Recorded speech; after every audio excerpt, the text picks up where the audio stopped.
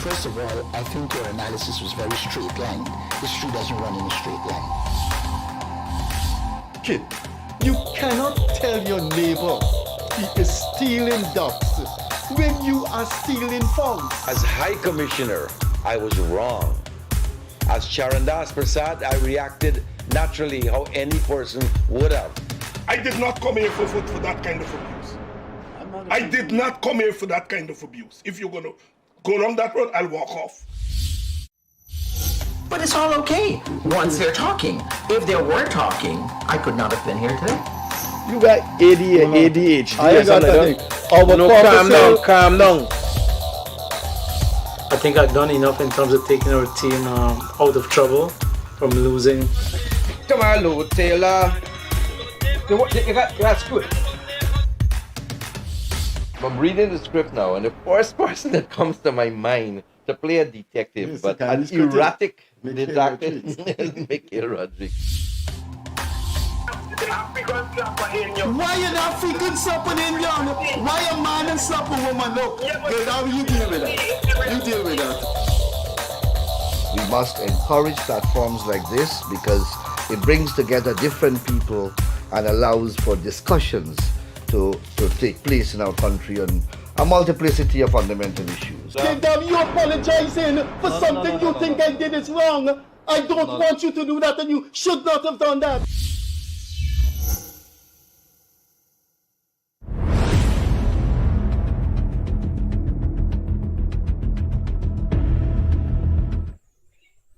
Hello there. Welcome to the Gildarie Freddie Kissoon show. The month of November makes this program 17 months old. Thanks for being with us, and also thank our guest. One of our guests that will make this program even more interesting and will expand our patronage is the guest this evening, because his portfolio is one that interests this entire nation. Now, don't get me wrong, all portfolios of a government, but when it comes to the ordinary person, when it comes to people trying to make a living, his ministry impacts directly on them. But before we introduce him, let's tell you that he'll be taking calls for 1 hour because of the nature of his portfolio, because of the impact of this ministry on the people of Guyana. He has obliged us to take calls for 1 hour. So we'll be interviewing him for half an hour, and from 9 o'clock until 10, he will take your calls. The numbers will be on the screen, Gildarie's WhatsApp number and the landline number. Leonard Gildarie is here with me this evening as usual, and just a couple of things. I will go over to Gildarie and then come back to me to introduce our guest, who is a very, very important minister in relation to what people want in this country, especially low-income people. So a couple of things. On the bright side, this evening we've had a one-off Christmas bonus for senior citizens and teachers and physically challenged people, and there will be a salary increase in spending for public servants. That is the way to go. We all believe in this country. There isn't one soul in this country that will stand up and publicly say that they don't believe the all wealth should not, the ordinary folk should not share in it substantially.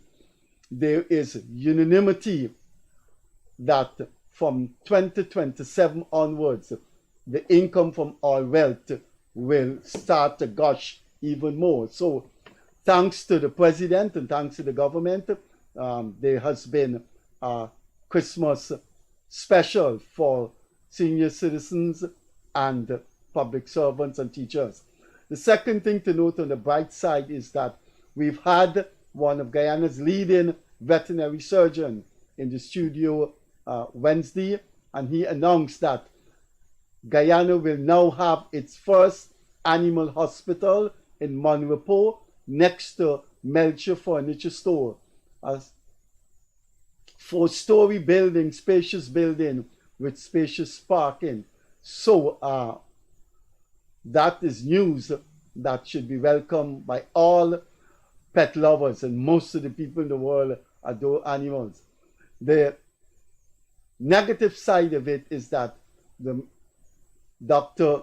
Basu Dio appealed to the nation, appealed to the authorities, both government and police, that come to Wally, you're going to have the squibs and fireworks that kill animals. And he appealing for the extirpation of these illegal activities because they're harmful to animals. Those are the opening remarks. I'll hand you over to Leonard Gildarie, and then we'll come to our guest, and I have a special request from him based on a request Dr. Basil Dio made on Wednesday, which directly concerns the minister this evening. So, without further ado, our minister this evening is Senior Minister of Housing, long-time serving Permanent Secretary. He was Permanent Secretary in the Ministry of Amerindian Affairs, Local Government and Legal Affairs. Now he's Senior Minister of Housing. The Honorable Member of Parliament, Ms. Colin Croal. I'll hand you over now to Leonard Gildarie. Yes, good night, folks, and I want to say welcome to our Minister of Housing, Colin Croal. We want to get right into it because as at, let's say, 9 o'clock to be direct, we're going to head to the phone lines. Two things caught my attention, and I want to talk to it because we're going to head straight into the questions for the Minister following that. Yesterday, the news got kind of hectic because we learned about this lady here, the lady Nisa Gopal's mom, Bibi, who was released from prison. And sometimes I wonder whether we are in a real country when you see things like that happen.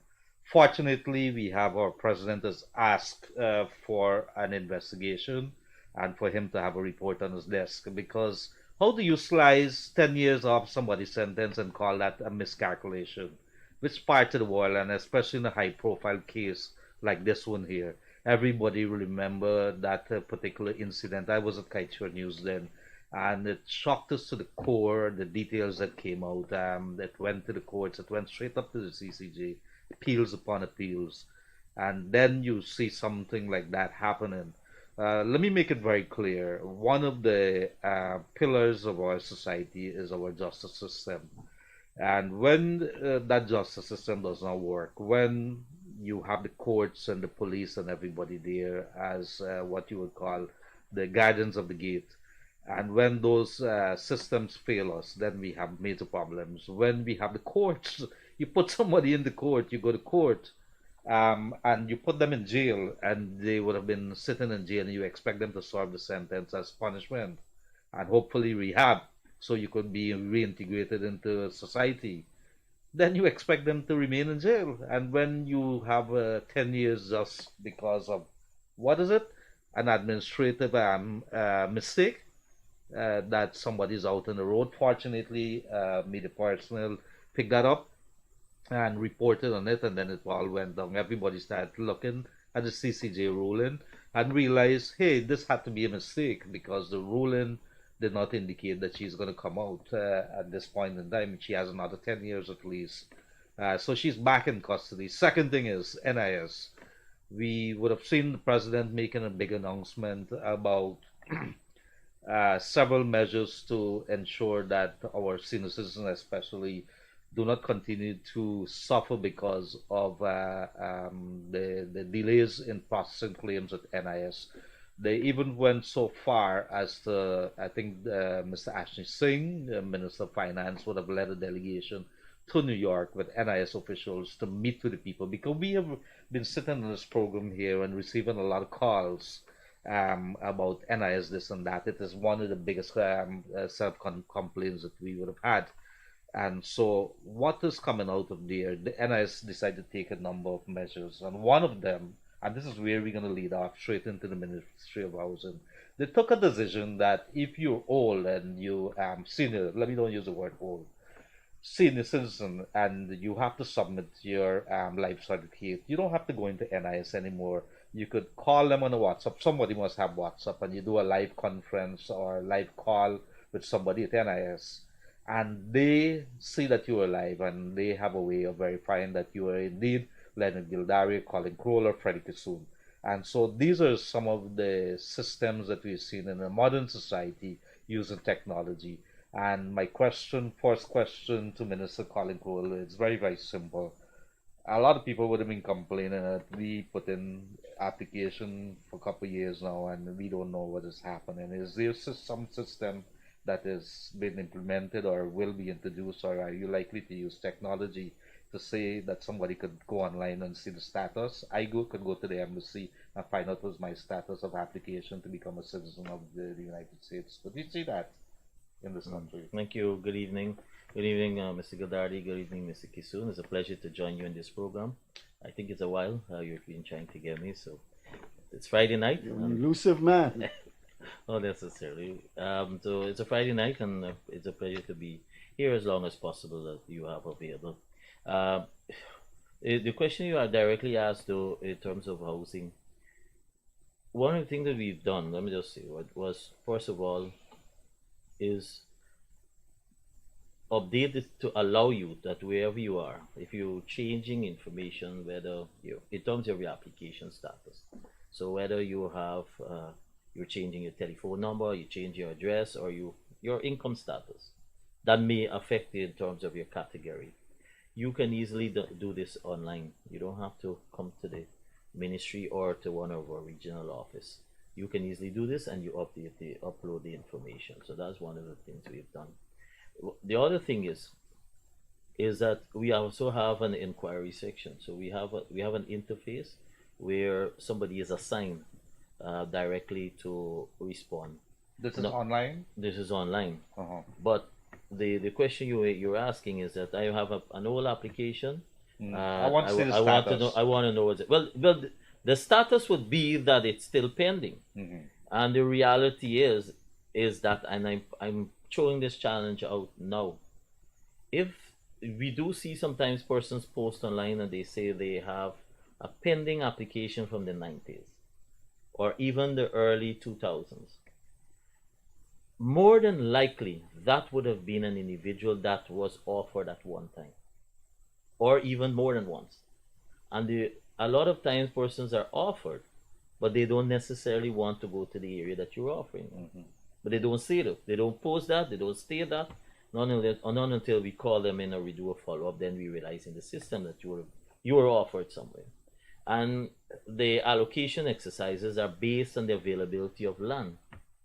We don't have the luxury of necessarily, choosing that we want here and we have to allocate here. It's based on the availability, competing interests for government competing interests. We have diverse sectors that needs land too, whether it's for agriculture purpose, whether it's for other infrastructure development, and then you also have private owners.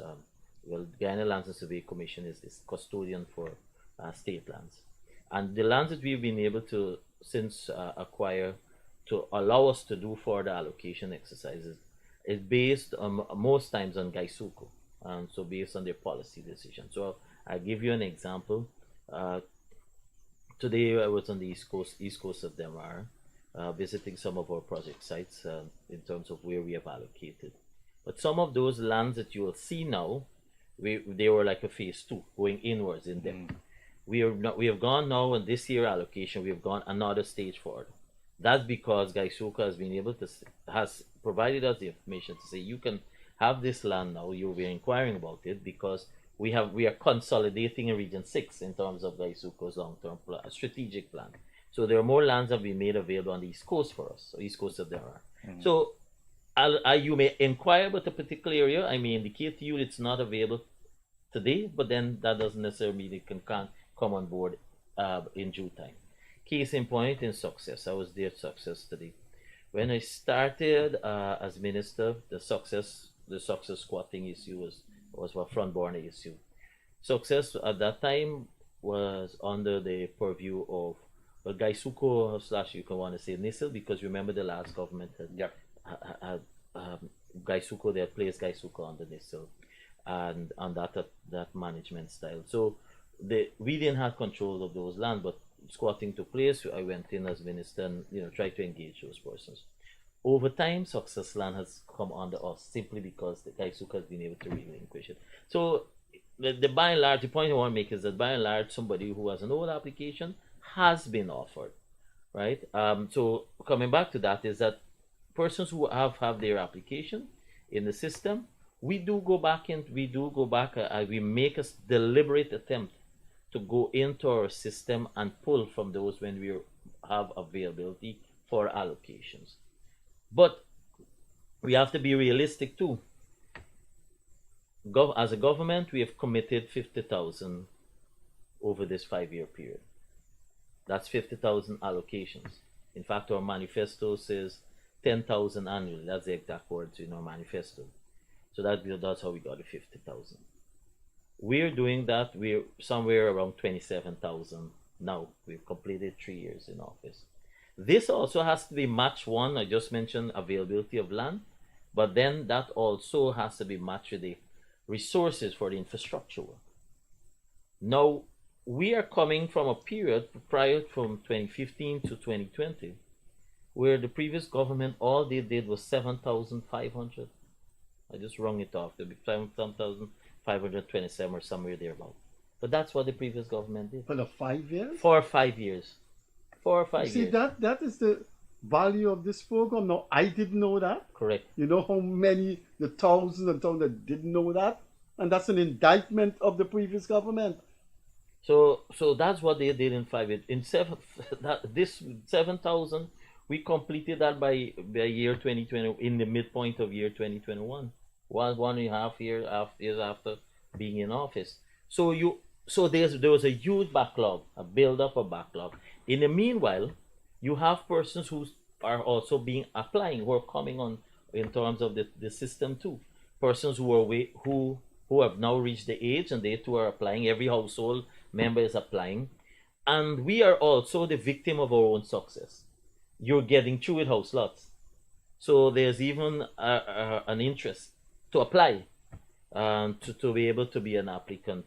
And so we normally, as a policy, as I said, whenever we have our Dream Realize activities, we also pull from the system. We go back into the system to see some of those courses. But many of them, you don't get them. And what we also have now, and this is another reality, you have a lot of persons who have since migrated.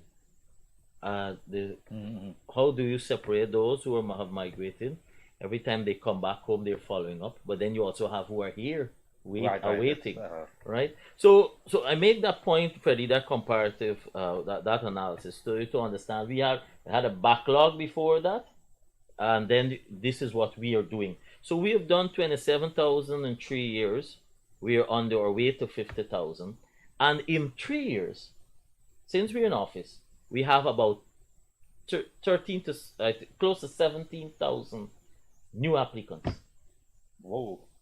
New applicants. Which year? In these 3 years. Which year, Minister? I know you guys were working on a year-to-year basis as part of the backlog, clear the backlog. Which year are you up to now? So, you would have heard an announcement by His Excellency, and even the Vice President would have indicated that we're trying to target 2019 and prior. You do have some cases where, based on the circumstances, you have some persons who would have probably been processed for years after. But as a priority at this point in time, we are targeting 2019 and prior in terms of our allocation exercises. And you'll realize the majority of the allocations are actually regions 3 and 4. That's where our majority is concentrated, and that's where majority of our pending applicants are. We have 80-something thousand. If you go to our LMS system, you have 80-something thousand pending applicants.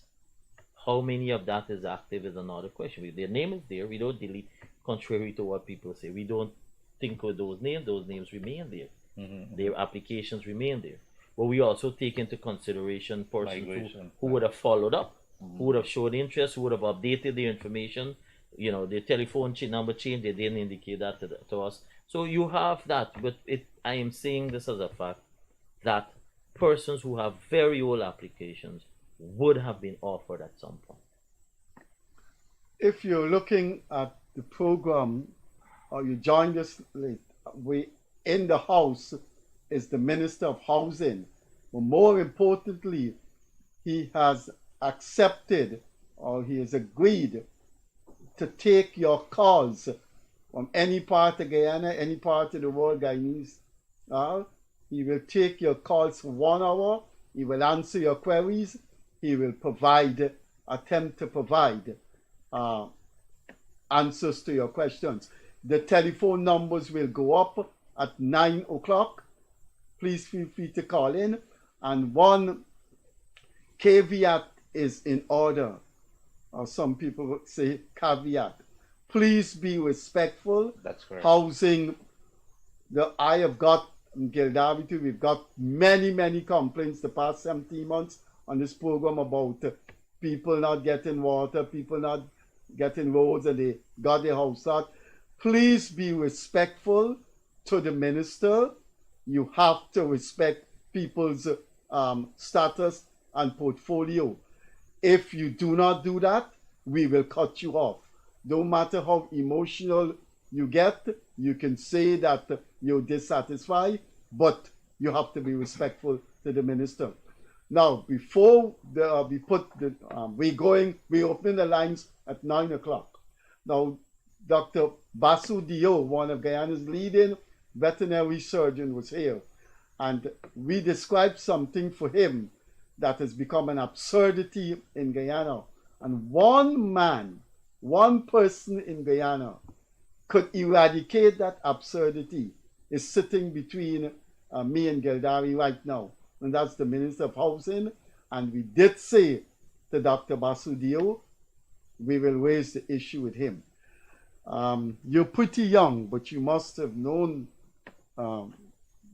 Minister Croal, that when we were growing up, there was the Guyana Society for the Prevention of Cruelty to Animals at Rob Just near Border Market. right, and Orange Walk. Orange Walk is a continuation of Lime Street from Durban Street. When it reaches Regent Street, it becomes Orange Walk. And that was where the Guyana Society for the Prevention of Cruelty to Animals had its place to look after animals for decades in the 50s. Now that place has been overrun. Lots of business places from Orange Walk going right up to GCC Ground Border, East Street. You can't find parking. You can't not get access to that place. Dr. Basu Dio said he's a member of the board of the Guyana Society for the Prevention of Cruelty to Animals. And then Gildarie asked him a question. Gildarie said to him, if you were to see the president, what would you say to him? Tell us what. And he said, I will ask the president to find space to move the animal clinic there. That space could be provided by you. It's an absurdity, Minister. I'm asking you to just take a walk there. All right, let's ask the man. Could you give the man a piece of land? So what they'll need to do is submit a proposal to us, and we'll engage them and find strategically where we can be helpful, because obviously can't be too far out of town, but then land becoming scarce to Region 4, right? Yeah, but I guess whatever they have, they can take. So can we now extract, there is a French word, fait accompli. Can we trust the fait accompli on you, that when these people make their application, you will give it a priority? Yes, certainly. We can review it. There was nothing preventing the society from applying. I'm not sure. I can't recall seeing an application from them in terms for land use. I have not seen any. Okay, but we have your word. You will, and I will ask them to apply to you. Now, I don't know what's the time, but I just want to quickly. Are we touching water tonight? Because I noticed you mentioned just about water. So if I may, sure. Thank you very much. I'll talk about diamond here too. for sure. So I'm a social media person. So likewise, a lot of persons do inbox me, persons post on social media issues that confront them with water. And yes, we've been having some recent challenges, but we are addressing this. And let me tell you what we're doing. So there are mainly two main areas that people complain in terms of water. One, you turn on the tap and you're not getting at least even in the yard. Or two, the quality of the water that is coming to your household. Now, we are also intertwined with the GPL system, most of our stations. And so on the coastline especially. So once that goes down, then you're also affected. But the difference is when our system shuts down from power outage and we restart and you get back current immediately, but we can't necessarily restart getting the water to the household immediately because it has to build up. It has to build. It takes time. So it has to be built up in the system and then it starts flowing. So that's one of the challenges we've been having recently. But that's not the only thing. We also have some wells that went down. So you asked about Diamond. Diamond is one of them at 6th Street Diamond. We're currently drilling, I think you're living in Diamond. So we're currently drilling a well in Diamond. So that's probably near completion. We're developing it. So the actual drilling is complete, but we have to develop it. That is the response. That was not planned. That went down, and then we had to respond immediately. So, like for example, if I can just show East Bank what we're doing. East Bank has low pressure right along, and so we have Echoes. We are developing. We've expanded the treatment plant there. We've tripled the capacity. There's a new well that has been drilled at Echoes, but that has not been connected because that's ongoing work. So it's going to be interconnected. It's going to be interconnected. So then you also have, as what you mentioned, Diamond. You have Covent Garden. You have at Sue's Dyke. We're responding. We've drawn a number of wells we're drilling, and similarly on the East Coast. So we have some well systems that went down, but at the same time, we're expanding our housing areas. So that's also pulling from the existing households. What we're doing is, as quickly as possible, we're trying to drill new wells to interconnect. So that's a response we're doing for services, and I can guarantee you, persons on the coastline, that maybe not more than a year, you will expect, well, for East Bank, not more than 6 months, you will see level of service that is of satisfaction on the East Bank of Demerara. Have you taken, Minister, has GWI taken a decision, let's say for Diamond, for example, I lived there, I could tell you my experience. Even before that well went down, they were, rationing us, meaning rotating, after 9 o'clock, you're getting water back till 5 o'clock. Is that a policy of GWI, or is there? That's right. That would be because the system is not enough to supply at any one time everyone. So they were rotating or rationing, as you would say. But it's not a case that you shut down for want of word or out for a period of resting or that kind of thing. It is basically that you are portioning in different areas that they can each get. That would be something of the past in 6 months on the East Bank. I can guarantee you that. I'd like to hear that. We're actually nearing completion of the Covent Garden new system, the new well there. And similarly, that is what we're doing on the coastline. Our new housing areas, for example, we also have a number of new wells that will be drilled. But at the same time, the problem you have already on the coastline is the quality of the water. The persons complain about the quality. So you turn on the taps, you see the red water, or you see the iron content.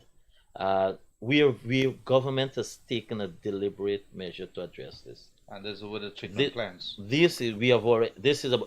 We will be investing about 13 treatment plants. 7 already have started.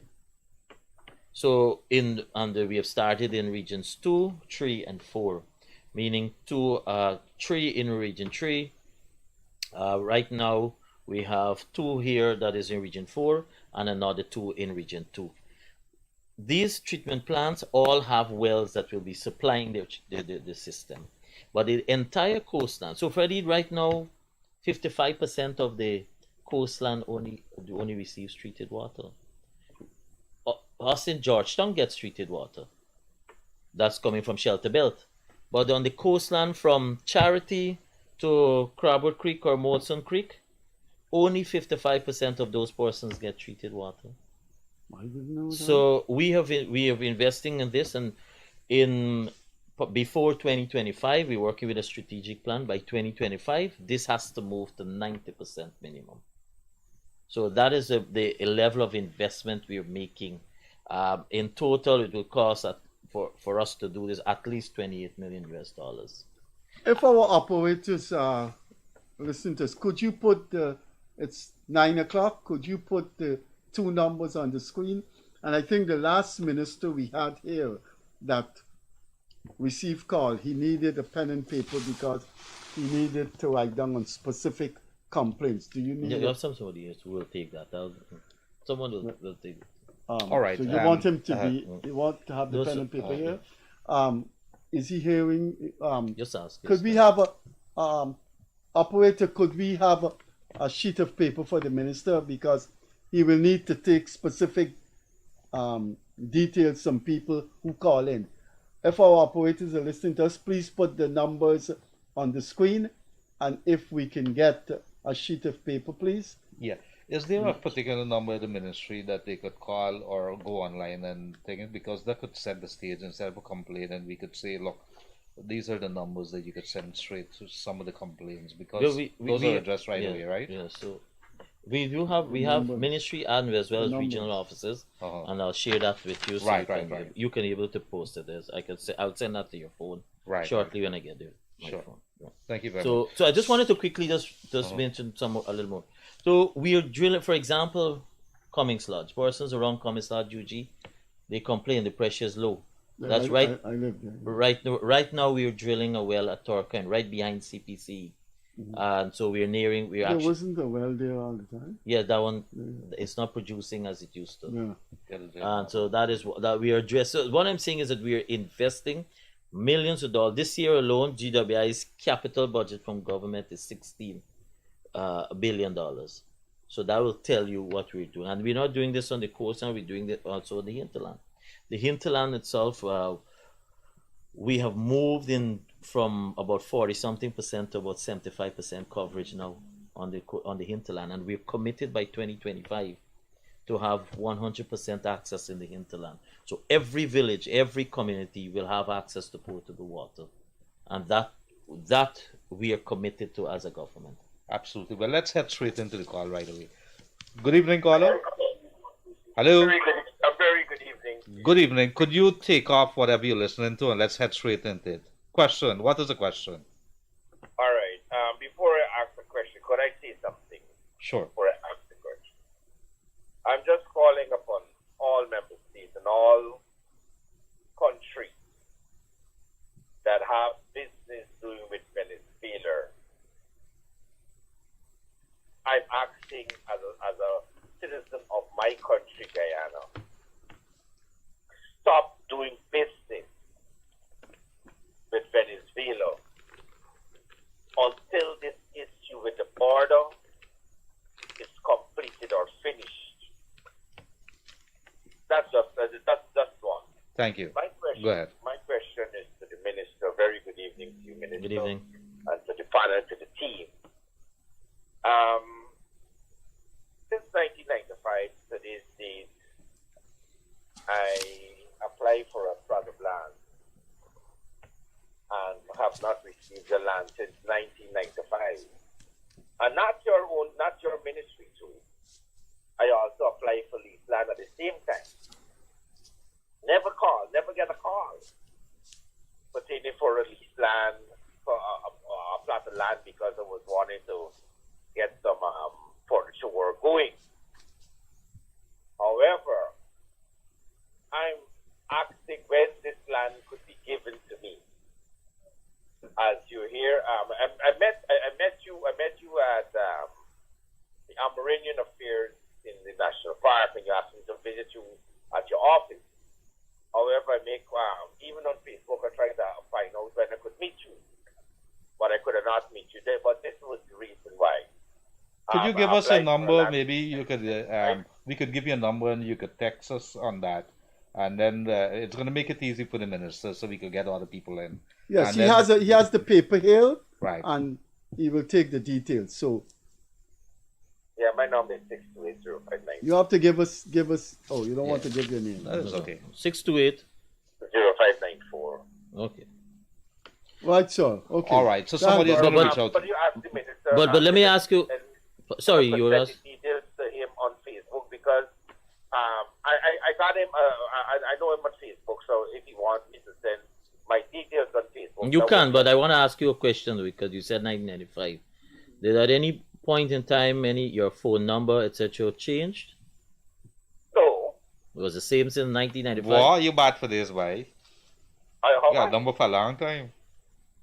Yeah, the phone number is there. All right, I will test it out, and I'll give Freddie an update on that. All right. I have your number. Thank you for coming through, caller. Thank you. Bye. Good evening, caller. Hi, good night, Gildarie, and to your panel and the Honorable Minister. I just have a quick question.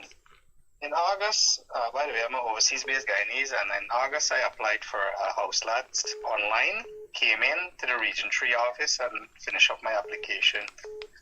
I just want to know how long I have to wait in order before I could receive a phone call in order to receive my house lot. Well, did you apply as remigrant or applied as somebody living here? Remigrant. Right. So Remigrant. yeah, we're trying.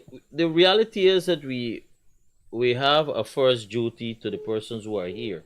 I'm being realistic as I can put it. Of course. We have a duty to the persons who are here, and we have a duty to clear the backlog. So, like the gentleman, if what he's saying is accurate, obviously that has to be a priority because he's waiting that Since amount of years. 1995. Right, but I will challenge the information later. But with yours, we consider that a recent application. That's a reality, and we have to look at what we have awaiting in our system. All right, so Okay, keep thank you so much. checking with the ministry. I think that's what the minister is saying. Keep checking with the ministry. Thank you very much. Thank you so much. You're welcome. Bye bye. Good evening, caller. Good evening, gentlemen and honorable minister. Good night. I have a few questions. Can the minister update us when likely, if this year, will the scheme Anna Katrina Edinburgh on the West Coast be powered with electricity? Secondly, when we applied for water for the scheme, they said that they're taking 21 working days maximum to do an investigation before you can pay for connection. So I wanted to know if that applies also to a new scheme. It's not a case as if you're living in an area that they want to investigate you. This is a case where we are all building now. Right, so it's a new connection. Question. Right. So it should not be applicable because it's a new connection and a new area. All they need to do is verify the applicant information.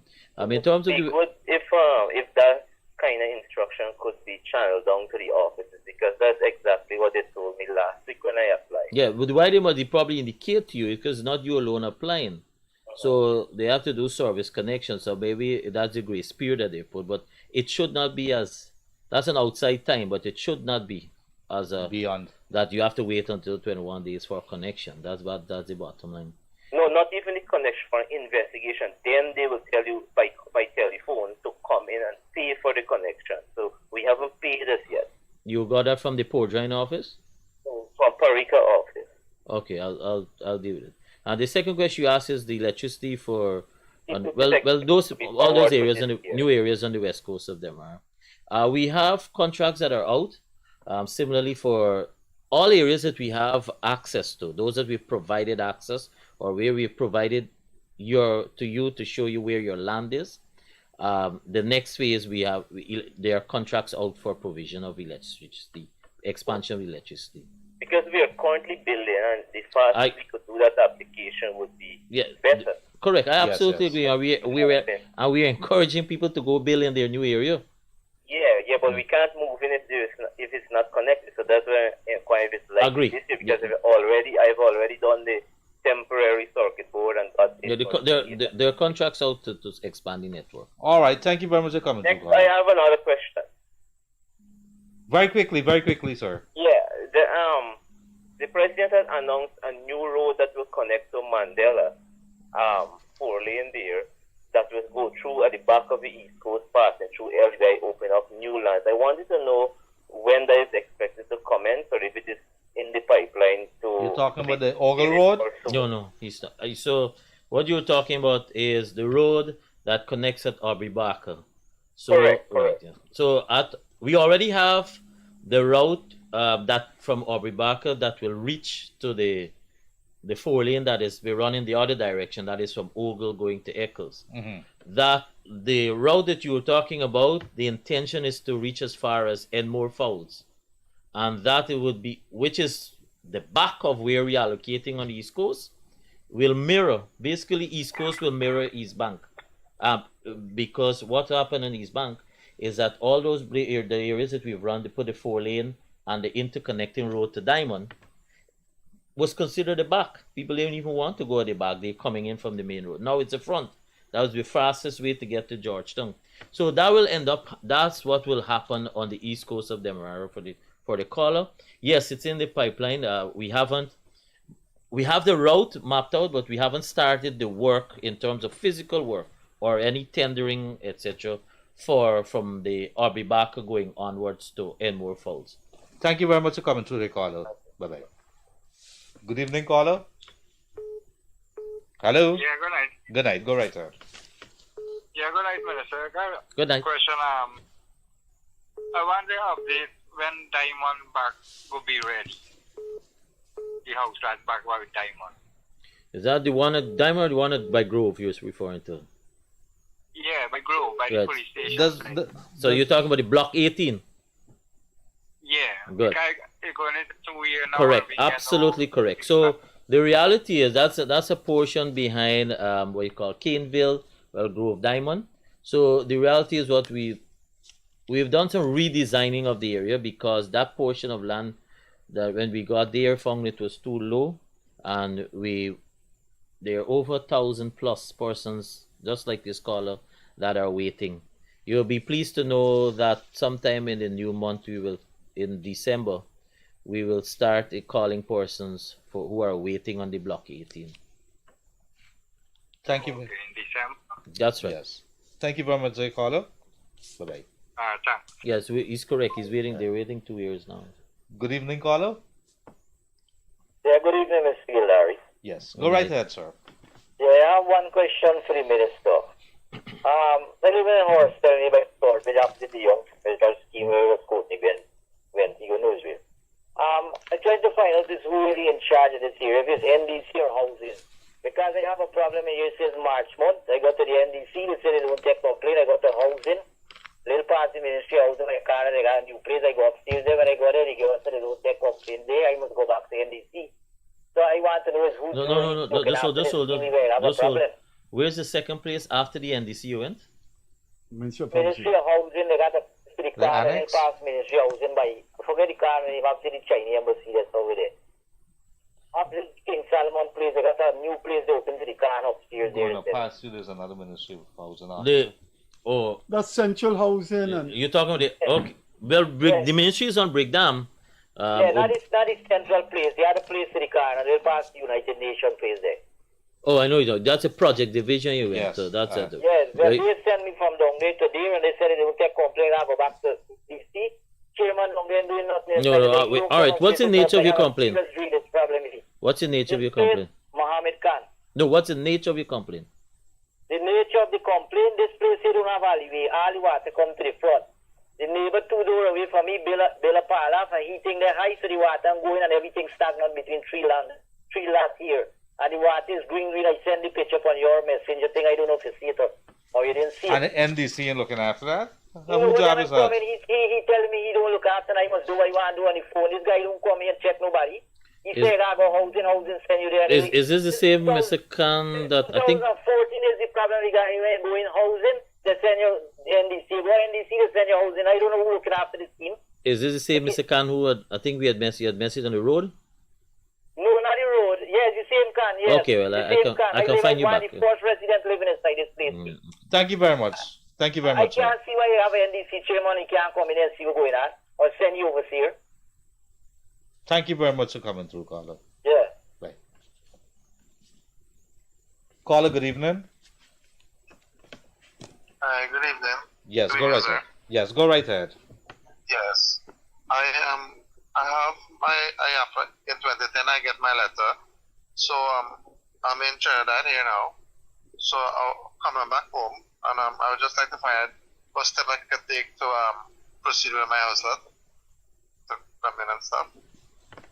Just want some advice how to go about doing it. What happens? How we normally work is that when we are doing when we are doing allocations and we're pulling from the system, then we won't be calling you on your Trinidad number. We'll be contacting you on the Guyana number, because we expect you to be here to be benefiting. Yes. I think what is on the table here, the minister's made it very clear in the inception.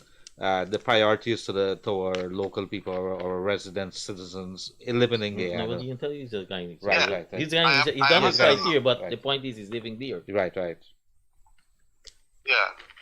I'm a citizen. I will be coming home in January back, and so I just want to come in and, well, when you return, just ensure you update your Guyana number to the system. No problem. I will come in and, because I had to get a new number. I don't know if they have already put my mother number.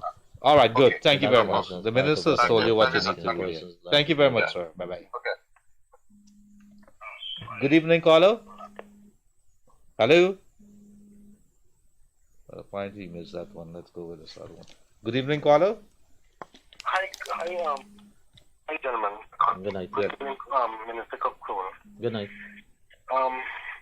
You and I attended trains together. Along with Irfan Ali, we all attended trains together. I've been trying to ventilate an issue I have with you. I missed the first piece you said. We did what? Colin, my name is Salim Khan. We attended trains together. Oh, attended trains. Yeah, go ahead. Right. Irfan was 2 classes below me. Who Irfan, the president? Who Irfan, the president? Yeah, okay. Our now president. president. Okay. My apologies. It's your old schoolmate talking to you, Colin. You have to help your old schoolmate. College. Go ahead. Yes, Salim. I don't want to elongate or elaborate much on it. I've been trying to get an audience with you about 3 months now. I've visited your office, the Minister's Secretariat, but I've been getting the royal run around. But did you leave your complaint, the issue, because when you were off, I'll say make a comment. Yeah, go ahead. Right, you have my number. I would prefer if you give me a call so I can ventilate it privately. All right, good. So I'll get it from Leonard. You take it right. You have a good one. And you know his name too. Right? Thank you very much. Thank you very much. Bye-bye. Yeah, the point is, Freddie, I mean, the culture is everybody wants to see the minister, but there's a ministry, there's a secretariat. We have to be able to leave our issues. I looked at all the complaints, but I don't necessarily need to see you face to face to be able to deal with it. They want to see the minister get things done. Good evening, caller. Yes, pre-Diwali greetings, hosts and comrades. Same to you. Go ahead. 2 quick questions. One, what is the government's plan for Palmyra? And secondly, what is the government's policy on the complete coverage of one's yard with concrete, leaving no soil exposed to absorb rainwater? Thank you. This sounds a familiar voice, Evan. Yes, I like that one. All right, so in terms of Palmyra will basically become a city. The entire plan for Palmyra hybrid, you already have, recently, for example, the mall, the sod turning for the mall. You have a stadium that is under construction. You also have the airstrip that is intended to become long-term a municipal airstrip. Also, the ministry or central housing will be building houses very shortly. Start building houses. When you drive over the bridge and you look straight ahead, you'll see a lot of infrastructure work that is ongoing, and so you have hybrid of houses.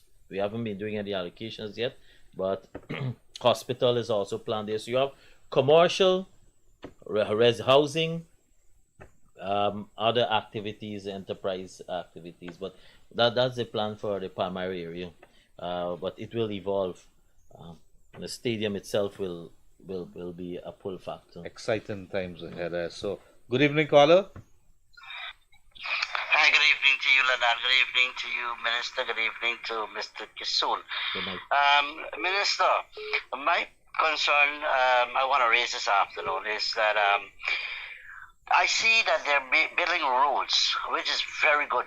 Infrastructure development in our country is a very good thing. Now, but what happens to these roads that in the schemes? I'm calling from Grove on the east bank of the Marara. Now, they build a road in the back street, and I know where I'm talking about.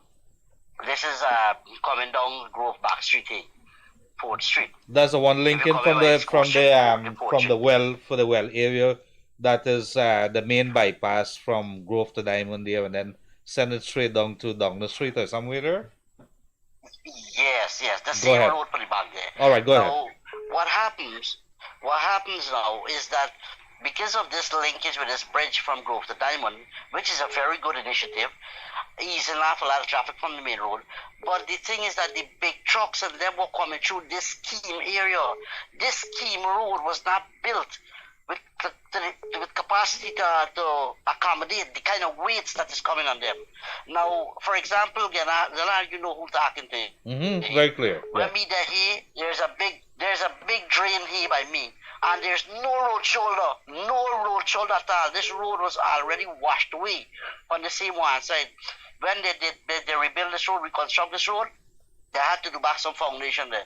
Now, with this kind of weight to come in on this road here, definitely this road is going to destroy, and that will cost money again to repair and get fixed again. So I would like to know if the minister can do anything to prevent these big trucks from coming through the scheme. Find another route for them. Left these small streets and then for small vehicles, no problem. Thank you very much for coming through that, boss.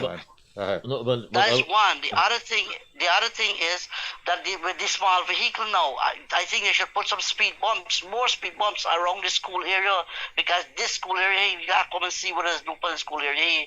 They have no discretion. These are the side streets you're talking about. Okay. Yeah, tight streets, very tight streets. All right. Thank you very much. Giving no priorities to the school children.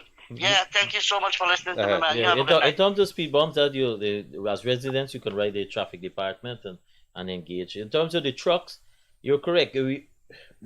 Well, there are two aspects.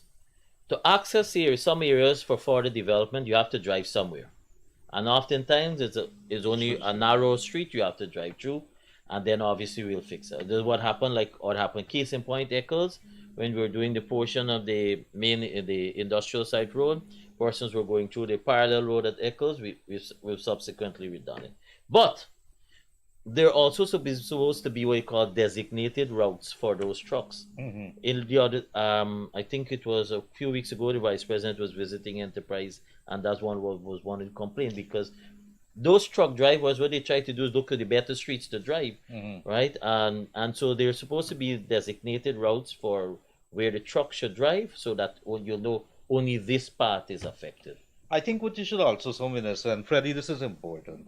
I think people don't understand that we are short of labor, we are short of vehicles right now, and then also in the interest of development, you are going to have some inconvenience. I didn't think one of the minister, Juan Edgel, was here, and he was telling us about the Ogle Road at the back there, what was happening. He had to pull in a contractor. You were going to find the inconvenience. Because let me tell you, the back street and Diamond there that they put on, that has alleviated so much of the traffic problems. Because if you go into Grove right now, and by the Jimbo Bridge area, and even by the head of Diamond there, all the traffic, a lot of the traffic is diverted at the back there. So it's a temporary thing, because when the government put that, I think the 4-lane is going to come eventually. I think about a year or two, we're supposed to be in a good position. Temporary, so these are temporary measures. All right, I'll update in the 4-lane. Sure, thank you. Go ahead, caller. Good evening. Hi, good evening, Freddie Gildarie, Minister. Good evening to you. I have two concerns. One concern is that my sister applied for house land since 2010. She went in, upgrade the system, the information back in the system, and she haven't got a call as yet. And people that apply a year ago, 6 months ago, year and a half ago, getting through. So I would glad if the minister could shed some light on that issue. Second issue is this here. I'm calling from Parfit Harmony Rec Dorsey Phase 1. Now this guy doing these roads, these cross streets. Now these roads got no shoulder. Now if I drive out my yard, you got a big edge. Now my canter is gonna block the edge. Any one of my vehicle, eventually the edge is gonna break, and then the road will start break from them. There's one. Two is that you have big trucks coming through these roads, right? What I think they should do is put an overhead pass, so truck with certain height can't come through this road, because the road them in build, the foundation in build to take off those weight. There's one. Now they gotta do some groundwork. So You're talking about the design. You're talking about Yeah. designs. Okay. Yeah. Now you might got somebody live in the street that got a canter. So you gotta do some groundwork to find out who got a high vehicle. Now these sand trucks and stone trucks, and eventually the road is gonna break because the foundation for the road wasn't designed for that way. The most important thing though is the edge of the road. They got no shoulder, so eventually the road gonna break from the edge, and eventually the road is gonna deteriorate down the road. All right. Thank you very much. You raised a question there about designs and the way it's done. Thank you very much. The minister will answer. Yeah, in terms of the caller, sister, probably I'll know the number. Yeah. But in terms of caller, sister, I do not doubt that you would have had somebody after 2010 getting through. And as I mentioned earlier in my opening comments, that you have, for different reasons, sometimes persons who may have not been that old would have gotten through. But we as I said, we also go back into our system too. So certainly I've noted this number, and we'll make contact with that person. In terms of the road, we're doing a lot of roads, Minister Jill went through to you a lot of the community roads that we're doing. Parfait, I think there are 2 sets of construction happening, at one with us and one through with a lot of community roads, concrete. And we have to make some decisions sometime.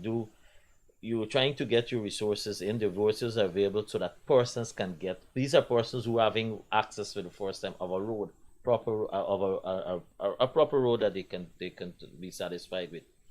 So to do the width or so forth that you may be required, you have to look at that, you have to weigh those factors. Thousands of community roads are being done, and that is bring betterment and comfort for persons. And so certainly that's where our priorities is. But before we go straight to the calls, are people really paying attention to the level, the magnitude of what this government is at? I don't want to be in your position or your shoes, or Freddie Kissoon might not want to be either. But people have an understanding and appreciation of what is really being attempted to do. You have the resources. You don't have contractors. You don't have the experienced contractors, and you're into new areas that never had roads and infrastructure work. There has never been more focus on community roads than what you have happening right now. All the regions, and just every community you go, you will see, if a road is not being done, you would have seen one just finished. And so that's where they spread, and it's continuous. You go around in cycle. You have in batches, and it keeps going. Crazy, very, very crazy. Good evening, caller. Good evening. Good evening. Go right ahead. Am I out of the calling pro? Yes, you're live. Go right ahead. Ask a question. Okay.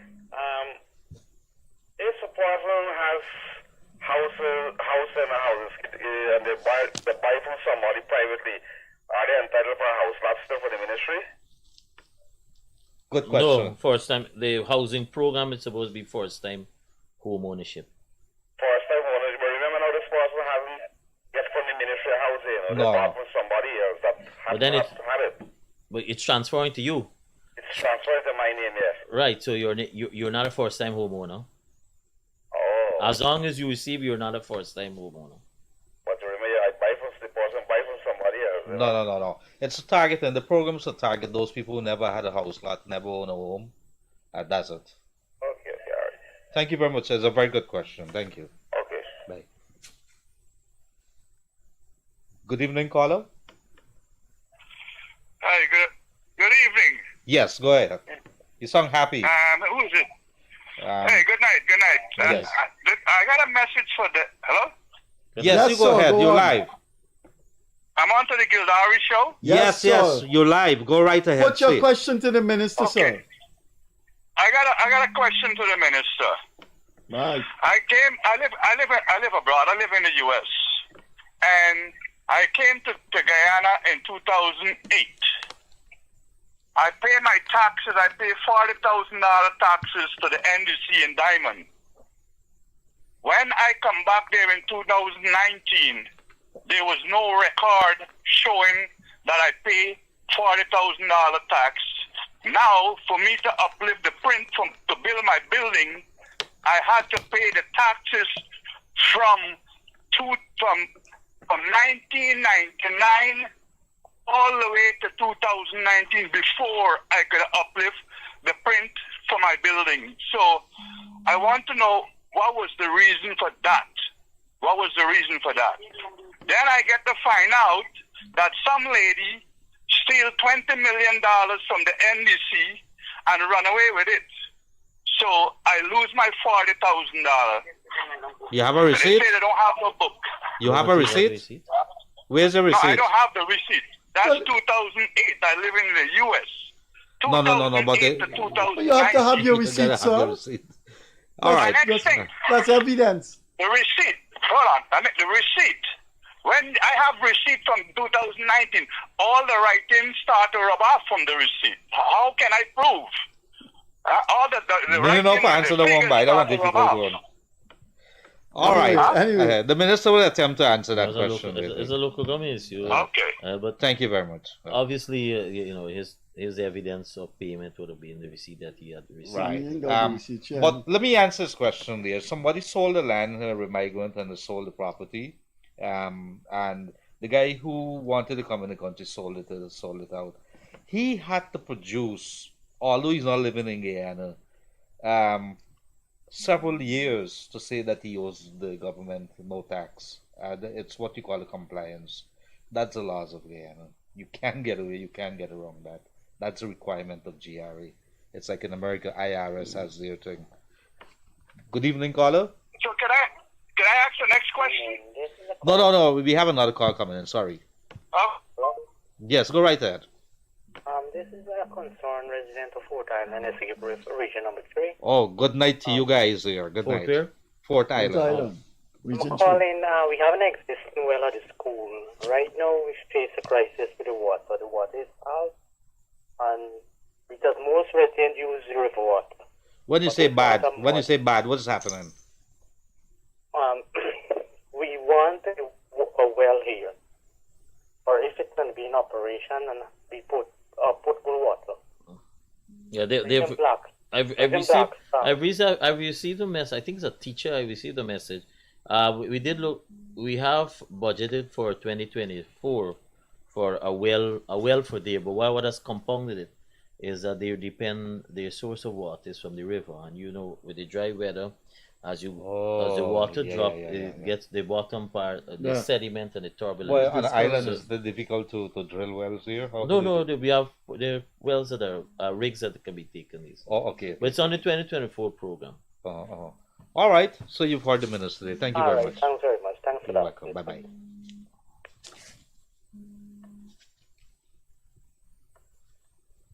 Good evening, caller. Hello. Good evening, Mr. Gildarie and Freddie and the minister. I got a question for the minister, right? Yes, go ahead. Go ahead. Ask a question. Yeah, I got a question for the minister. Like the diamond housing scheme, right? Is one. And when you come off the public road and you come into diamond housing scheme, right? You could call it a subdivision. Why not a subdivision? They got beautiful houses, but the place look like if you're going into some shanty town. What is the question?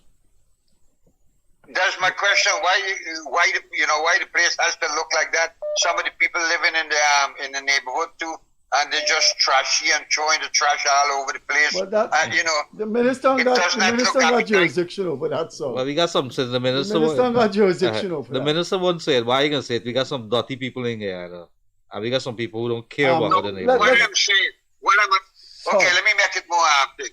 The question I'm asking, right, is if there's any plans for the that, because when you go to the NDC, you're not getting no kind of answers from there. whatsoever. Right? I think what the minister, I think what I could answer you this way. I think what the minister might want to push in places like Florida and so on. Minister to answer. I don't want you to answer, Gildarie. Me want answer, but I would suggest something to the minister, and then you would hear what the minister would say. In some parts of Florida, even the Folds have their say, right, sir? In some parts of Florida, you would have homeowners association. You could have a street committee or something that would force people to basically toe the line, keep your 4 foot clean, keep your parapet clean. But over to the minister. So let me start off with one of the things. That's why one of the things you see with the national cleanup, and persons would see at ministerial level has His Excellency President himself leading the exercise. While that happens at that level, we're trying to inculcate that the point that you have to take responsibility for the space in which you live. You have to have pride for the space in which you live. And so the bottom line is that we can talk so much, but then you also have to shift the culture too. Cultural change. And we move away from this culture of thinking that somebody has to come clean my carpet, somebody has to come clean my drain, somebody has to come sweep in front of where you live. That's your responsibility too. You live right there. Right, I agree with so that. I agree with that part. Just hold me with my question is, all right, just go ahead. My question is if the if you guys got any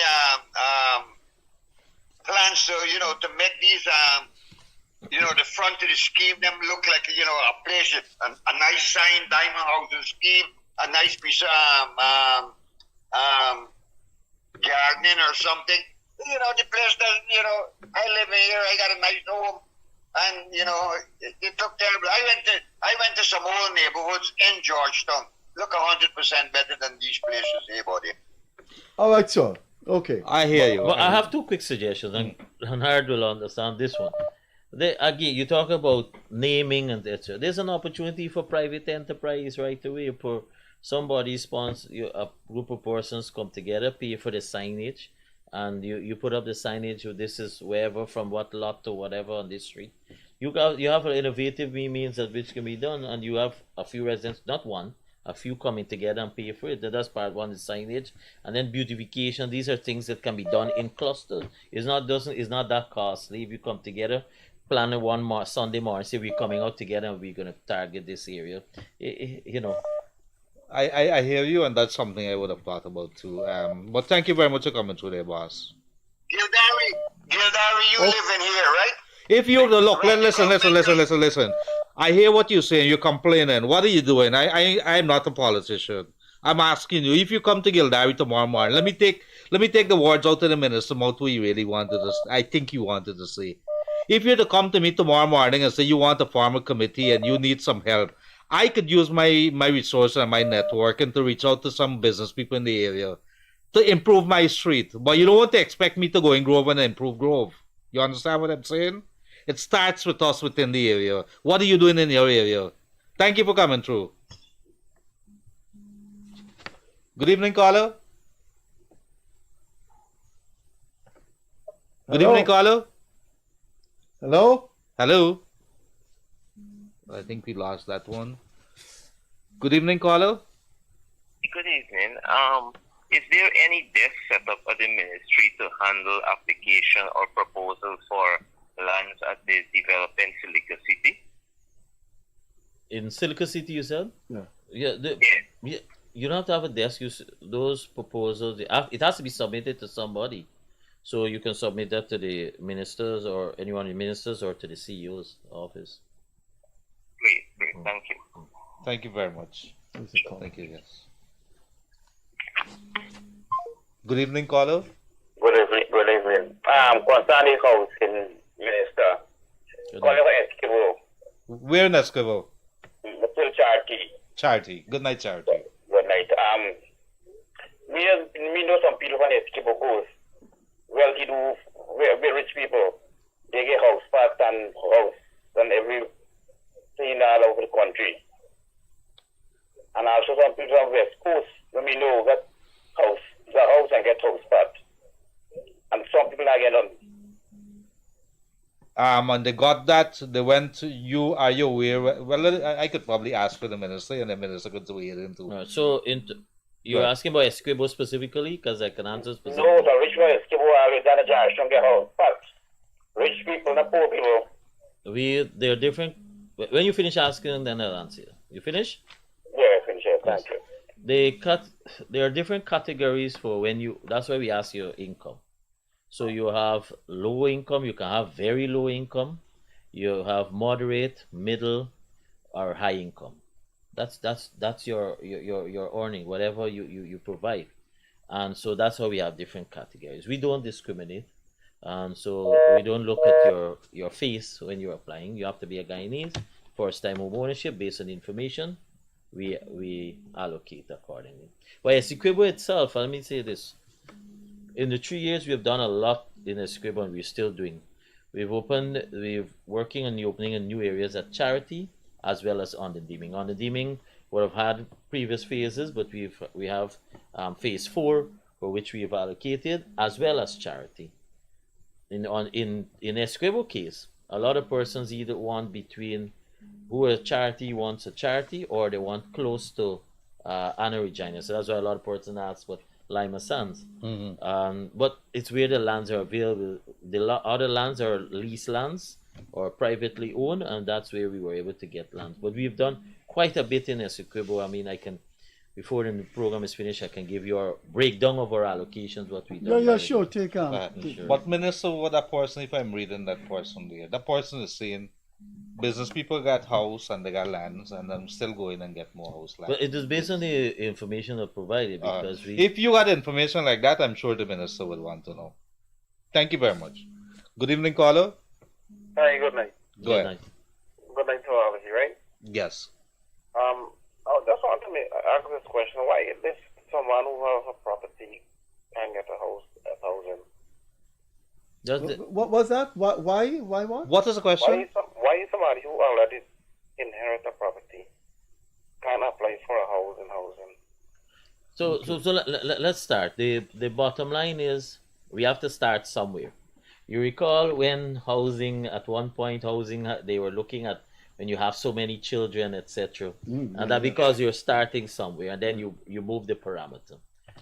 We are not, we have not reached to that phase where we've completed all the persons who are basically not gotten an opportunity. And if it's the case, we reach to that point where all persons who would have gotten an opportunity, then we can move to the next phase. Right. So it's available to you, and that's why we have to set our policies accordingly. Yeah, you should know everybody should inherit a piece something from the government. If you understand what I'm saying. I agree with you. Me too. I want to inherit something. All right. Me too. I want to inherit. You inherit a 3-story house. What's wrong with you, man? Something. Thank you for coming through, the caller. Bye. Let me call back here. Good evening, caller. Hi, good evening. How are you doing, sir? Minister, how are you doing? Good evening. Pretty good. Go right ahead quickly, sir. All right. Minister, I would have spoken to you in the US a couple of years ago when you guys were returned to office after the 2020 elections. And I spoke to you about Patriot, an engineer by the name of Suren Singh from the Essequibo Islands, who would have wanted to exhibit or show off his skills back home in Guyana. He was rejected. I spoke to you and I actually spoke to Robert, your brother. And he actually called him, Robert actually called him from a location in the US where Robert would have endorsed, yes, we need people like you and blah, blah, blah, and whatever. And I could remember you giving me your number, yourself, Gildarie, and PM. And to date, the man is still showing off his skills in St. Vincent and the Grenadines. And he was responsible for the Hope Canal. And I have sent his resume and his information to Freddie Kissoon, right? And nothing has been done. But me ain't got no power with the minister. So, I don't have any power with the minister. So, you sent me the information, and I asked, and you sent me the man's email address. And I asked the gentleman please tell me what is the problem, please outline. And you ask me, you email me, or you call me, say, have you heard, what's the update? I have not heard from the gentleman as yet. You sent me his email. If it was a wrong email, it would have come back as rejected. So he has received the email. Now, if he had replied to me and outlined his case, there are several ministers that have been on the program since then, but I have nothing from him. But in addition to that, for the caller, there's a lot of infrastructure work ongoing, and so it's not just housing. A lot of ministries, there are private, there are a lot of construction companies that are out, and obviously, I'm sure once marketable, somebody can be able to. You know, we had a call right on this program here. I think it was Peter Lewis wanted to Well, Mr. Minister, that I was actually asked, was he part of the struggle? So because you're part of the struggle, sir, your basis has nothing. You're asked by me? No, I was actually asked. Oh, I thought you were asked by me. So because you're part of the struggle, you have to be given something? Is that what you're saying? No, he wasn't saying that. I am asking the minister that. I am saying I was actually asked by people from the government, was he part of the struggle? I don't know why. Why don't you try that? No, but if he's marketable, I'm sure some company here would can take him. Guyana needs engineers. But this gentleman, Minister Croal, I'll reiterate my position. No. He was responsible for the Hope Canal. No, sir, you're misleading people on this program. You call on this program quite often, and you seem to be batting for this guy, but nobody knows this. No, I have been batting for the government, Freddie Kissoon. No, I am sorry. I am not talking about who you've been batting for. You calling about a specific person. You just so said I've been batting for this guy. You've been batting for the guy, but the guy is not in communication with anyone. You sent me the guy's CV. I emailed the guy and said, "Saul, let's have a correspondence." Look, here what we can do it, Chief.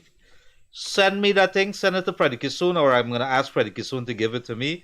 I'm going to ask a couple of my contractor friends and see where it starts from there. All right? Freddie Kissoon has all the information, Leonard. I'm going to do it. I'm going to ask a couple of my contractor friends. If the government has a lot of stuff. But the guy has not I'm been not batting for the government. The guy has not been in communication with anyone. Anyway. All right. Do that for me. I will send them information to Gildarie. Thank you, bye. Bye-bye. I gotta start asking for something. So now, good evening, caller. Good night. Yes. I want to find what a minister doing for Region 1 with housing, especially Port Kaituma, as I live in a rented house since from 2008 to now. You applied for house lot? I hear you. You applied for house lot?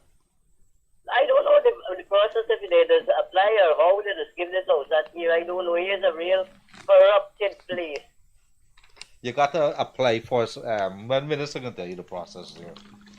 All right, so let me answer on Region 1. But I was waiting for it first. So Region 1, we have been able, since we got into office, sort out the ownership for an area called Can Hill. It's now Kukrital Hill. We have since gotten additional land from Lands and Survey to develop further housing development in Mabaruma. In the caller case, says he's from Port Kaituma. There was 100 acres of land that was provided to central housing for development around the Orna community, right in close vicinity to where the tower has been built, the Digicel towers. Subsequently, there was a lot of squatting that took place, where persons who took up occupancy with permission from the CDC and encouraged occupancy. As recent as 2 weeks ago, there was a joint visit between Central Housing and Planning Authority and the Guyana Lands and Survey Commission to conduct an occupational survey on that portion of land that I'm referring to, and the report is being compiled, and then we'll make some decision. In addition to that, we also have a hinterland housing program there for the Port Kaituma, for the Matakai area for which Port Kaituma falls under. There are 30 houses that will be built. There's 10 each in an area called 40 Mile, Arcaca, Canal Bank, and another 10 in Barometer. Well, Barometer is more geographically, they say it's on Mabruma, but it's more accessible for Matakai. So we're doing a hinterland housing program in Matakai. So that's for the caller who's listening. Okay, so you visiting, nobody don't know. I see on the waterfront every day, and I don't hear, I don't see, I don't know. I see the chairman every day. The so-called, You don't know this minister? They call it the so-called. Let me ask you something. You don't know this minister? Do you know this minister? If I know the minister? This minister. I saw him once when he was on campaign. You gotta walk. I was there as recently as Saturday. Saturday? Yeah, but I don't see you. I don't walk down the map. You might live in that map, no area. I one time I see you pass with Cambio and them. And when you come to me, Cambio was in my face. And you're not saying how you're getting water now. Anyway, I said I had the water for me reasonable. Okay. Reasonable. If you want me to start from Region 1, I'll need another hour. But hold on. I think you need to put in an application. How does he put in an application? The application. It's normal. They don't have to fill out the form. They can get the form from the RDC. Go to the RDC, ask them for apply for house lot, sir. Apply for house lot. No, these people in them places, got no manners, ain't going there tell the man. No, sir. You tell them that the minister, you said that Gildarie said that for you. Listen to me, boss man. You going? Boss man, it's the boss lady. Oh, I'm sorry. You sound like Freddie Kissoon there. I'm sorry. May apologize. Got me advice. Yeah. Look, go into them and tell them Gildarie and Freddie Kissoon. Don't use the minister name. I can't speak on behalf of the minister, but I don't think that they should be treating you in any particular way. You behave bad and telling you're entitled to it, and then from there you're going to be guided how to put in the application. Huh? Behave bad. Real bad. All right. Thank you for coming through, and good night to you there in Region 1. Okay, thank you. Bye-bye. I spent a lot of time in walk. I know you walk there. Yeah, when I called you to arrange this program, you were in Region 1, yeah. It's a beautiful area. Good evening, caller. Good evening to the panel, Mr. Kissoon, Mr. Gildarie, Yes. Honorable Minister. Happy pre-Diwali to you guys. Sure. My question to the Minister this evening, I would like to know, well, I was allotted a house lot on the East Coast, which is the Vigilance, Bladen Hall, Croal area. The Minister would know what I'm talking about. So, infrastructure-wise, there is electricity in the area, street lights and all these things, roads. Water. There is pipeline in the area because you can see visibly, where they cross the trenches and so on, you can see where they gas the pipes and so on. However, I am attempting to do construction for a while now. There are people living in there. There are about 50 other people trying to do construction. However, there is no water in the area. According to GWI, every time you call them or you go into the office, they're telling you, well, we don't have permission to connect. We don't have water. Different excuses here. And I went as recently as yesterday to the new relocated office of GWI at Enmore, and they have told us that they can't do any connection because they don't they're just beating around the bush because apparently there is no water connection for anybody in the area. I am one of the persons beginning construction right now as we speak, and I have to ferry water by black tank loads for $6,000 for one load of water just to mix the cement. There is no water. This is dry weather. The whole area is dried, and I am living quite a distance from where there is a trench. I see there are other people living alongside the trench. They're using pump and bucket and different other means of getting water to where they need it to be mixing. I would just like to ask the minister if he could kindly, it is his area, the water sector, if he could kindly shed some light as to what is the situation with the connection of water in the area at Vigilance Stratford. So they're addressing, well, as you said, Vigilance Stratford is around the same block. They're currently addressing the current system or the pressure is not adequate to push into the new area. But we are addressing it through GWI. We're currently addressing there. I'm aware of your matter, so that's how I'm okay with what's happening. But it's being addressed currently. Thank you very much for coming through. Bye-bye. So we just got Freddie Kissoon just about 5 minutes thereabout. But I think so far the complaints has been coming up. People want to know about the status of the house lot. It's been systematically worked on. That's what you're saying? Yes, correct. So so that's the point I'm making. That's why we deliberately go back You have persons who have been following up. We take note. You have outreaches or engagements that are done. We take note. So there are different means in which we take note of some of the persons who are following up, and then but that has to be matched too with their period of awaiting application. That has to be also matched with where they live in terms of availability of land. That has to be matched too with their category if we have the type of land that is available for that category. So so it's again it comes back to availability, and we try to respond. We've been responding, but as you said, sometimes we're not too appreciative of what's happening. So what you see when you see a social media posting from housing or any housing matter, some positive news, and then you'll see the remarks at the bottom. I'm awaiting, or what happened to me. That's what you see in the remarks column, but you just see it was a positive post that was done. So that's the scenario. Interesting. Well, I know I wrote on housing for a very long time when I was at Kaiser News, and I can tell you. Let's take this call. I think maybe the last call. Good evening, caller. Hi, good evening. Yes. Good night. Good evening, you and the panel, and to the minister. Good evening. I just want to ask a question. Is it legally to build a truck fuel station in a residential area?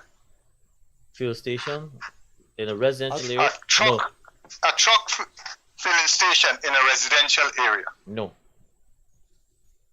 No. Well, this is happening in Lusignan, East 1st Street, Double Road. Did you raise this matter here with the EPA? That's an EPA question, sir.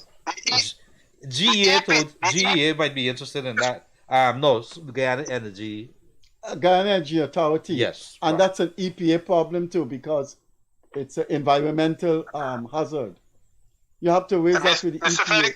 Yes. Yes, sir. Can you listen to me, please? Yes, sir. The EPA went in there, checked the matter, they see oil is all over the road. They give him 24 hours to move all the stuff there. They have a filling station on the road which is blocking the road, even a bicycle can't pass. They have a big truck mechanic shop along with this filling station. A robust truck come and discharges fuel there. Right? These all-night trucks come any hour of the night discharge. Even people cannot pass there when it's happening. The EPA went in there and they gave them 24 hours to move it out. Now the EPA with the local authority went in there and give them 24 hours to move, and they give them 3 weeks to clear the place. The EPA is coming back to the resident or say they have to, 5 persons have to sign documents so that this guy would not get license to license this place to do that place. I want them, if the minister could look into this matter. This matter went to the NDC, it went to the police, it went to the commander, it went all over the place. And nobody is doing anything about it, and it's a hazard to the community, not to only the community, anybody decide to use that road. But I went there for 3 weeks. Could you get the residents around there, maybe 5 of them, if they're objecting to it, to do that? What is being asked of them? Gildarie, if you go to the police, the matter go back to them. If the No. resident is terrified in there. So can the... I went there for 3. They are blocking the entrance. They are blocking my entrance. Listen to me. I went there for 3 weeks. I had to go out 100 times to tell them, move the vehicle. My daughter is going. Move the vehicle for my daughter to come out. Move the vehicle for my. The road is like a shanty town with old trucks and old cars and old everything. The place is like a junkie. Okay, sir. The operator signal our time has come All up. right, I think the minister's made a note. We have taken a note of this issue here. I'm sure that the minister and his team will liaise with his counterparts or the other sister agencies in this. Thank you for coming. As you said, Mr. So we got Mr. Gildarie, everybody is working for themselves. That is yeah. happening. We gotta go, sir. We gotta go. Yep. The minister made a note of that. That's what is happening. So we gotta go. Thank you. Okay. Before I hand over to Gildarie for his brief closing remarks, we will see you Monday. We have a Diwali program on Monday in which we look at Diwali. If Gildarie can just briefly sum up, and we'll give the floor to the minister. I've always said, Freddie, thank you very much for that. That I like it when our leaders, our policymakers, come sit here and especially be willing to answer those questions which the public they're asking. And it's good that the minister, at the drop of a hat, was willing to take these calls. Having said that, the ministry, I'm very much aware that the ministry has a very, probably one of the most important roles, and they are big money spent for this economy. Almost every facet of this country is being affected, from transportation to the wharves to the big place like Darfur's and so on. So it's a really big ministry that you have, and then you also have water under your belt. I hope that you could listen to the people also what they're saying. I think one of the things is that we have to pay attention to the quality of contracts, the designs of contracts, taking into account the feedbacks from the people and so on. But all in all, I think you guys are doing a tremendous job under very difficult circumstances, in that you've given out a lot within 50,000 in no chump change you're looking at. So I understand that, but thank you very much. I'm going to close. I don't think I could ever call you. I have called you minister, but I've known you for so long. Visiting your brother in your yard at Pashadnagar, I've known you for so long. I don't think I could say. And a former student. So, yeah. He's a student. So, Colin, one of the more approachable and modest ministers that I have known. You want to address our viewers? We have viewers all over the world. Let me say that it's a pleasure to join you here tonight. We haven't really touched too much on housing. There are a lot of other things that we do other than just allocation. But to a point I want to let to our viewers and how I operate too. I think if we spend time to explain what we're doing and to understand the rationale of behind all of this, it may be better. Because the point was made that persons are saying they're waiting, but then they also have to know a lot has been happening. So it's not a case that nothing much is happening, and you're still waiting on your allocation. And so I believe that we should spend time, interact, and that is why you'll find both ministers are out a lot, because we try to interact in the field. That's where the real issues are. We don't really need persons to be coming at the ministry or flocking the regional offices if we utilize the system. And so we're trying to address a lot of the issues. A lot is happening. We're on overdrive all the time. And so certainly we want to ensure that we bring betterment and relief in conformity of what His Excellency is looking for. And the housing sector is one such sector. I just don't sure of how much time you have, because go on. I just want I commit to you. I'll give you a breakdown of what the allocations by region. So for the caller who from region 2, in 3 years we have done close to 750 allocations in region 2, the bulk of which was in 2021. That's in the charity and the on-the-naming areas. Region 3, close to 5,600 allocations in region 3 in 3 years. Region 4, 17,000 allocations, Freddie. Region 4, 17,000, of which 10,000 plus on the east coast of the Mara. So you'll see the dynamics are changing. East Bank, we've reached our what is called saturation point. We're very close to the Conservancy. In fact, the head of Mr. Lionel Harrisworth has already written a letter to CHP to warn them don't go closer, because we've reached to that point. I was surprised. Yeah. Region 5, we've done just over 1,000 allocations. Region 6, about 1,400. Region 9, which would be Letem, about 600, and Region 10. Region 10, point to note, we've done about 473 allocations. Region 10, for which the APNU like to speak about, and they say this is their region. In their tenure, they did about 380 in that 5 years for Region 10, the region that they so claim, that they so love, and the people that they so love. I'll end on that.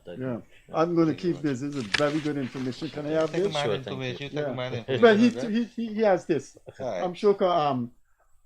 Before I close, Colin, I'd like you to recommend your tailor to Gildarie.